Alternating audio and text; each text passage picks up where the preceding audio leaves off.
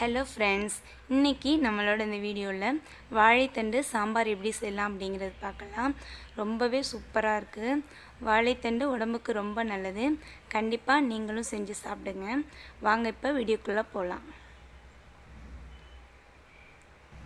First நான் வாழைத்தண்டு 2 piece எடுத்துட்டேன். அதை தோல் சீவி எடுத்துக்கலாம்.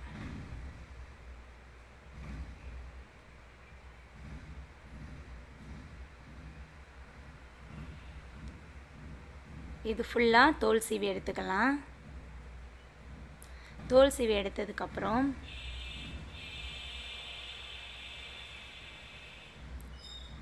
இப்படி ரவுண்டாக கட் பண்ணிக்கலாம். ரவுண்டாக கட் பண்ணி நார் நிறைய வரும். இது மாதிரி விரலால் சுற்றி விட்டு அந்த நாரை எடுக்கணும். ஈஸியாக வந்துடும்.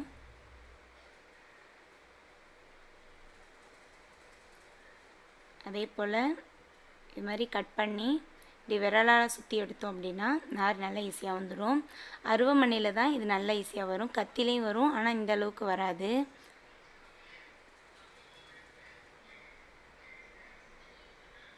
இந்த வாழைத்தண்டில் நார் சத்து ரொம்பவே நிறைய இருக்குது. இன்னும் நிறைய சத்துக்கள் இருக்குது. கண்டிப்பாக நீங்கள் செஞ்சு சாப்பிடுங்க. உடம்புக்கு ரொம்ப நல்லது.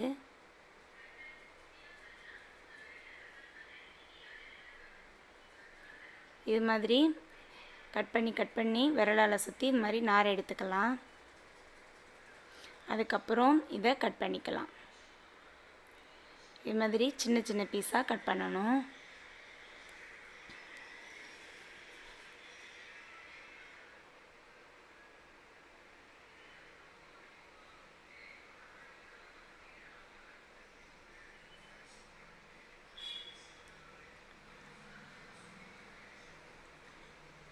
இதே மாதிரி எல்லாத்தையுமே கட் பண்ணி எடுத்துக்கலாம். கட் பண்ணி எடுத்ததுக்கப்புறம் இதை நல்லா வாஷ் பண்ணிவிட்டு ஒரு பெரிய பாத்திரத்துக்கு மாற்றிக்கலாம்.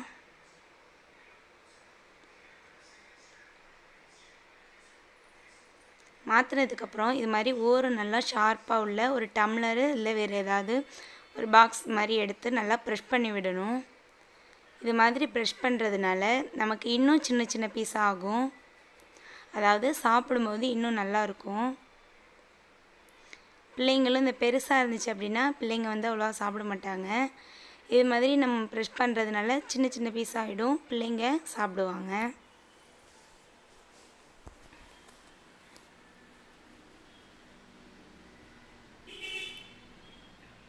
அது ப்ரெஷ் பண்ணதுக்கப்புறம் இதை தண்ணி ஊற்றி வாஷ் பண்ணி எடுத்துக்கலாம்.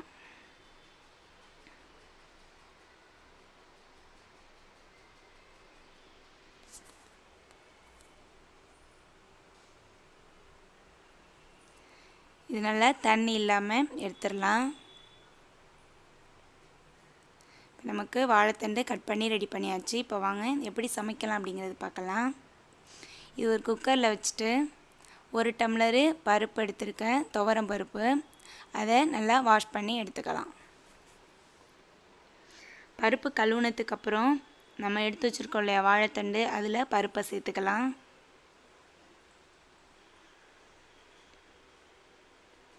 அதில் பாதி பெரிய வெங்காயம் சேர்த்துக்கலாம். தக்காளி 1 சேர்த்துக்கலாம். 2 பச்சை மிளகாய், 1 ஸ்பூன் ஜீரகம், கொஞ்சமாக மஞ்சள் தூள் சேர்த்துக்கலாம். 1/2 ஸ்பூன் மல்லித்தூள், 1/2 ஸ்பூனு ஜீரகம் சோம்புத்தூள், தேவையான அளவு உப்பு, 4 பல்லு பூண்டு சேர்த்துக்கலாம். இதெல்லாம் சேர்த்ததுக்கப்புறம் தேவையான அளவு தண்ணி ஊற்றிக்கலாம்.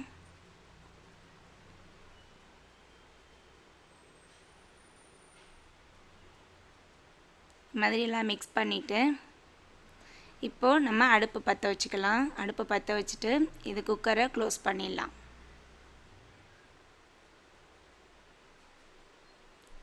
குக்கர் க்ளோஸ் பண்ணிவிட்டு ஒரு 2 விசில் விட்டால் போதும், நமக்கு கரெக்டாக வெந்துடும். விசில் விட்டாச்சு. இப்போ ஓப்பன் பண்ணி பார்க்கலாம்.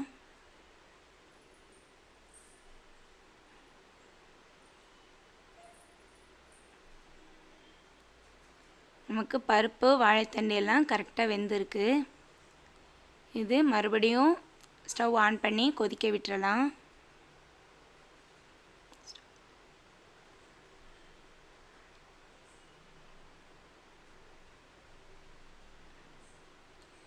இது கொதிச்சதுக்கப்புறம் ஒரு ஸ்பூனு தேங்காய் அரைச்சி சேர்த்துக்கலாம்.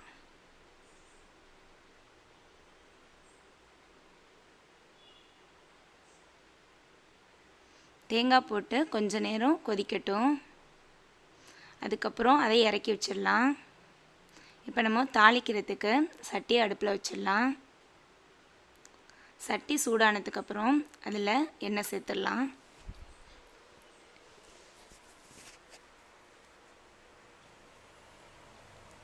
எண்ணெய் சூடானதும் கடுகு கொஞ்சம் போட்டுக்குவோம். கடுகு பொரிஞ்சதும் காஞ்ச மிளகாய் 3 போட்டுக்கலாம். அதுக்கப்புறம் பெரிய வெங்காயம் பாதி போட்டுக்கலாம்.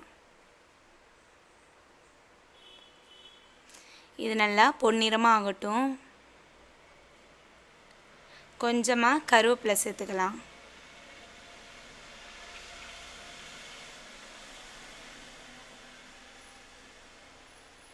இப்போ நமக்கு கலர் சேஞ்ச் ஆகிடுச்சு. இப்போ இதில் ஒரு ஸ்பூனு மிளகாய்த்தூள் போட்டுக்கலாம். அடுப்பு சிம்மில் இருக்கணும். மிளகாய்த்தூள் கருக விடாமல் சிம்மில் வச்சு லைட்டாக பொரிஞ்சதுக்கப்புறம் நம்ம வாழைத்தண்டு குக் பண்ணி வச்சுருக்கோம் இல்லையா, அதை இதில் சேர்த்துடலாம். அவ்வளோதான், சூப்பரான வாழைத்தண்டு சாம்பார் ரெடி ஆகிடுச்சு. இந்த வீடியோ உங்களுக்கு யூஸ்ஃபுல்லாக இருக்கும்னு நினைக்கிறேன். பிடிச்சிருந்துச்சின்னா லைக் பண்ணுங்கள், ஷேர் பண்ணுங்கள்.